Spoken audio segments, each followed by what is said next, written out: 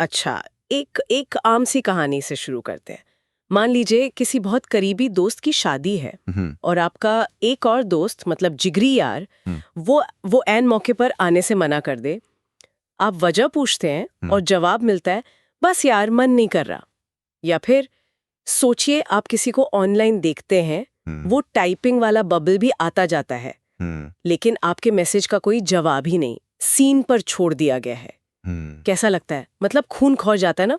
दिमाग में पहली बात तो यही आती है, ये लोग कितने मतलबी हैं, कितने बेपरवाह, इन्हें मेरी कोई परवाह ही नहीं है। और यहीं से सारा खेल शुरू होता है।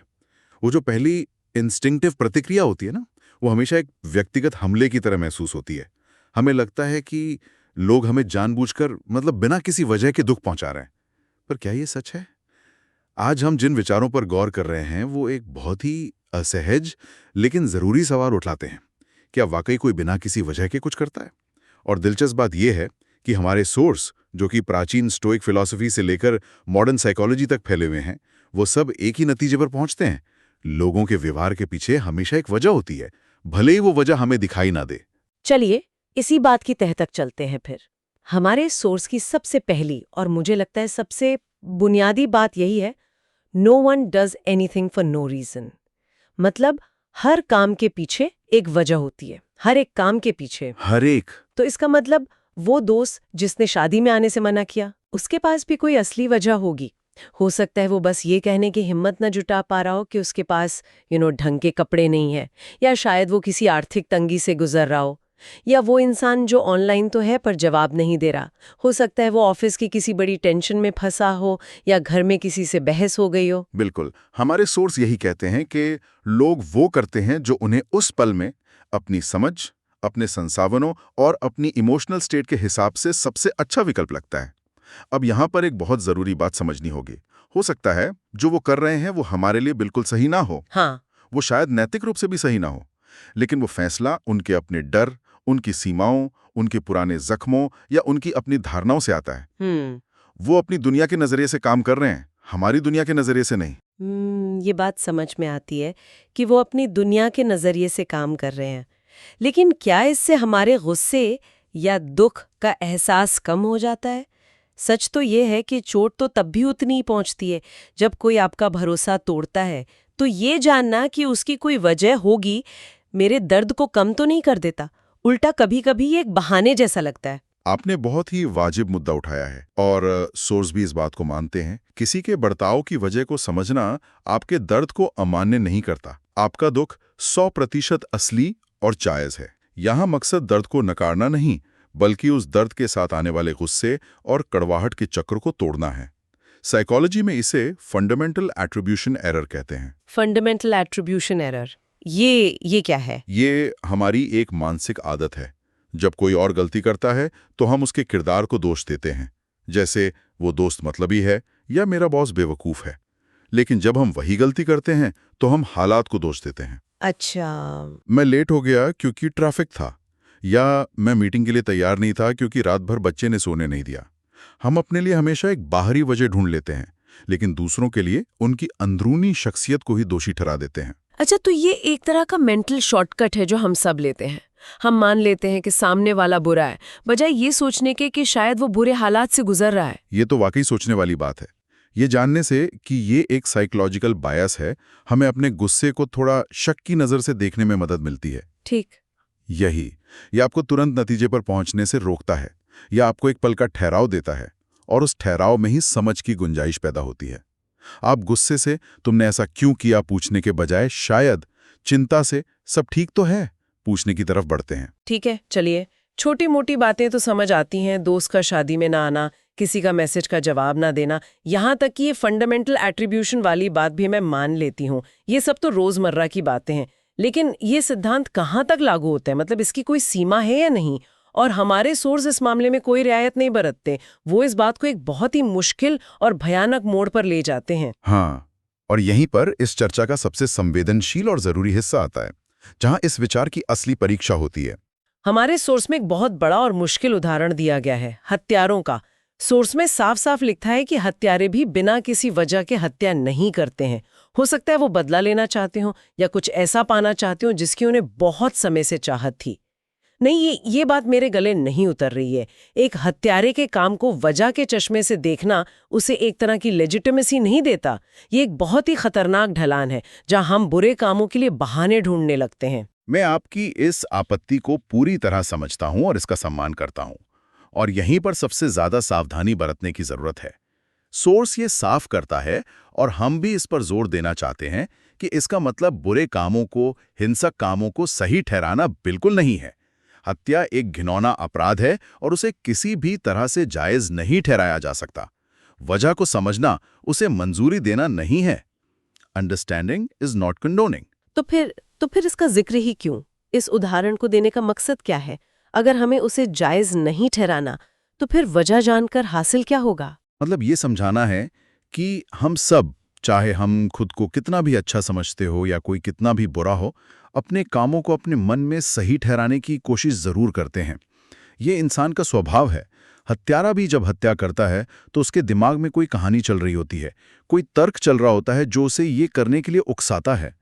वो कहानी बाहरी दुनिया के लिए कितनी भी बेतुकी या भयानक क्यों ना हो, उसके लिए उस पल में वो सच होती है। इस बात को स्वीकार करना हमें इंसान के मनोविज्ञान की एक गहरी और अक्सर डरावनी सच्चाई से रूबरू कराता है। यह हमें यह समझने में मदद करता है कि बुराई कोई बाहरी ताकत नहीं है, बल्कि इंसानी दिमाग के भीतर ही पैदा होती है, बिगड़े हुए तर्क और जहरीली कहानियों से। मतलब ये कि हम सब अपनी अपनी कहानी के हिसाब से जी रहे हैं और अपने कामों को सही साबित करने की कोशिश कर रहे हैं। बस किसी की कहानी समाज के दायरे में है और किसी की उस दायरे से बहुत बाहर। बिल्कुल। और सोर्स इसी के साथ एक और बहुत जरूरी बात पर जोर देता है, जवाबदेही, अकाउंटेबिलिटी। गलत काम करने वालों को सजा मिलनी ही चाहिए, इसमें कोई दो राय नहीं है। हाँ, बिल्कुल। लेकिन सजा का लक्ष्य क्या होना चाहिए? क्या सिर्फ तकलीफ देना या सुधार करना? जब हम समझते हैं कि किसी के गलत काम के पीछे कोई टूटी फूटी वजह, कोई गहरा ट्रॉमा या कोई मानसिक बीमारी हो सकती है, तो हम सजा को भी एक अलग नजरिए से देख पाते हैं। हमारा ध्यान सिर्फ बदला लेने से हटकर सुधार और रोकथाम पर जाता है। हम पूछते हैं, ऐसा क्या हुआ कि एक इंसान इस हद तक पहुंच गया, और हम ऐसा दोबारा होने से कैसे रोक सकते हैं? ये सब सुनने में तो अच्छा लगता है, लेकिन रियल लाइफ में इसे लागू करना कितना मुश्किल है। ये तो एक आदर्शवादी सोच लगती है। What about people who seem to enjoy causing pain? Narcissists, internet पर बैठे ट्रोल्स। उनकी वजह तो यही होती है कि उन्हें दूसरों को परेशान करके मजा आता है। वहाँ हम क्या समझें? क्या उनके बर्ताव को भी समझने की कोशिश करें? ये एक बेहतरीन सवाल है, क्योंकि ये इस दर्शन की व्यावहारिक सीमाओं को छूता है। जवाब है हाँ, समझने की कोशिश तब भी करनी है। लेकिन यहां समझने का मतलब बदल जाता है। एक नार्सिसिस्ट या ट्रोल के व्यवहार के पीछे की वजह अक्सर गहरी असुरक्षा, नियंत्रण की जरूरत या खुद की नफरत होती है, जिसे वो दूसरों पर प्रोजेक्ट करते हैं। ये समझना आपको उनके लिए सहानुभूति महसूस करने पर मजबूर नहीं करता, बल्कि यह आपको उनके व्यवहार को व्यक्तिगत रूप से लेने से बचाता है। मतलब जब कोई ट्रोल आपको गाली देता है तो आप ये सोचे कि ये मुझसे नफरत नहीं करता, ये शायद खुद से या अपनी जिंदगी से नफरत करता है। ठीक यही। आप समझते हैं कि उनकी कड़वाहट उनकी अपनी कहानी का नतीजा है, आपकी कहानी का नहीं। It's not about you. और ये समझ आपको ताकत देती है। यहां एक बहुत जरूरी फर्क करना होगा। समझना सहना नहीं है, एम्पैथी एंडोर्समेंट नहीं है। आप किसी के दर्द के पीछे की वजह समझ सकते हैं और फिर भी ये तय कर सकते हैं कि आप उस दर्द को अपनी जिंदगी में नहीं आने देंगे। आप मजबूत सीमाएं, बाउंड्रीज तय कर सकते हैं, लेकिन वो सीमाएं गुस्से और नफरत से नहीं, बल्कि एक शांत और मजबूत समझ से पैदा होती हैं। तो अगर हमें किसी के गलत काम को माफ नहीं करना है, उसे सही नहीं ठहराना है और ना ही उसके बुरे बर्ताव को सहना है, तो फिर इस पूरी मेंटल एक्सरसाइज का, इतनी मेहनत करके उसकी वजह समझने की कोशिश का फायदा क्या है? सीधे सीधे गुस्सा करें, लड़ाई करें, ब्लॉक करें और बात खत्म करें? क्योंकि इसका सबसे बड़ा फायदा किसी और को नहीं, हमें खुद को होता है, हमारी अपनी मानसिक शांति के लिए। सोचिए, जब आपका दोस्त शादी में नहीं आया तो आपके पास दो रास्ते थे। पहला, आप तुरंत गुस्सा होती, उसे फोन करके चिल्लाती, उसे मतलबी कहती और शायद अपनी दोस्ती में एक बड़ी दरार डाल देती हैं। आपका पूरा दिन, शायद पूरा हफ्ता इसी कड़वाहट में बीतता है। जो कि ज्यादातर लोग करते हैं। मैं भी शायद यही करती। मन में बातें चलती रहती, मैं हर किसी से उसकी शिकायत करती। और दूसरा रास्ता यह था कि आप एक पल रुकती, आप फंडामेंटल एट्रीब्यूशन एरर को याद करती। आप सोचती, यार ये ऐसा तो नहीं है, जरूर कोई बड़ी वजह होगी। इस एक छोटे से विचार से क्या होता, आपका जो गुस्सा 100 की रफ्तार से चढ़ रहा था वो 40 पर आ जाता। आपकी आवाज में जो कड़वाहट आने वाली थी वो नरम पड़ जाती। जब आप उससे बात करती तो आपका लहजा गुस्से वाला नहीं बल्कि चिंता वाला होता। आप पूछती, सब ठीक तो है? और इससे पूरी बातचीत का नतीजा ही बदल जाता। हो सकता है वो अपनी असली परेशानी बता देता और मैं उसकी मदद कर पाती। दोस्ती टूटने के बजाय और गहरी हो जाती। या अगर वो नहीं भी बताता तो कम से कम मेरे मन में उसके लिए नफरत तो नहीं होती, मेरा मन शांत रहता। यही तो बात है। जब हम तुरंत प्रतिक्रिया देने के बजाय सोचने के लिए एक पल रुकते हैं तो हमारा गुस्सा नरम पड़ जाता है। किसी को जज करने की हमारी आदत ढीली पड़ जाती है और हमें शांति मिलती है। हमारे सोर्स की एक बहुत ही खूबसूरत और गहरी लाइन है, sometimes the real freedom is not in being right but in being काम। लाइन ये सच में सोचने पर मजबूर कर देती है। मैं अपनी जिंदगी के बारे में सोच रही हूँ और कितनी ही लड़ाइयाँ सिर्फ सही साबित होने के लिए लड़ी हैं। वर्क ईमेल्स में, फैमिली आर्ग्यूमेंट्स में, दोस्तों के साथ बहस में, हर बार मकसद ये साबित करना होता है कि मैं सही थी, तुम गलत थे। और इस सही होने की लड़ाई में हम अपना सुकून, अपनी शांति सब हार जाते हैं। ये तो पूरा पर्सपेक्टिव ही बदल देता है। बिल्कुल। जब हम बिना सोचे समझे रिएक्ट करते हैं तो हम अपनी शांति का रिमोट कंट्रोल दूसरे के हाथ में दे देते हैं। उसने कुछ किया और हमने बटन दबने पर चैनल बदलने की तरह अपना मूड बदल लिया। गुस्सा, दुख, चिढ़ सब उसके कंट्रोल में। लेकिन जब हम रुककर समझने की कोशिश करते हैं तो वो कंट्रोल हमारे पास वापस आ जाता है। हम तय करते हैं कि हमें कैसा महसूस करना है। हम अपनी मानसिक शांति की रक्षा करते हैं और असली आज़ादी यही है। तो आज की बातचीत एक छोटे से रोजमर्रा के गुस्से से शुरू हुई और एक बहुत गहरे सुकून पर आकर खत्म हुई।